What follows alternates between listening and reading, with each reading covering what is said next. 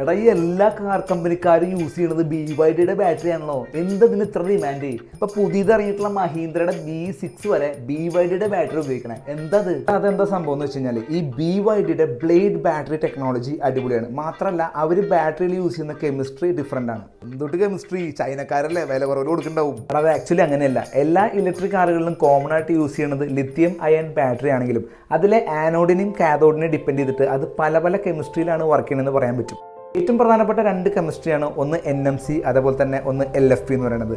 ഇനി ഇതുകൂടാതെ NCA, LCO, LMO, LTO എന്ന് പറഞ്ഞിട്ടുള്ള പല കെമിസ്ട്രിയിലും ബാറ്ററികളുണ്ട്.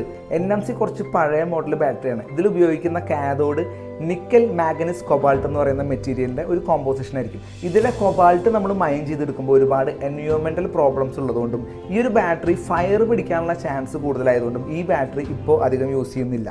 അല്ല അപ്പോൾ ഈ LFP എന്ന് പറഞ്ഞു കഴിഞ്ഞാൽ ലിഥിയം അയൺ ഫോസ്ഫേറ്റ് കാഥോഡ് മെറ്റീരിയലായിട്ട് വരുന്ന ബാറ്ററികളാണിത്.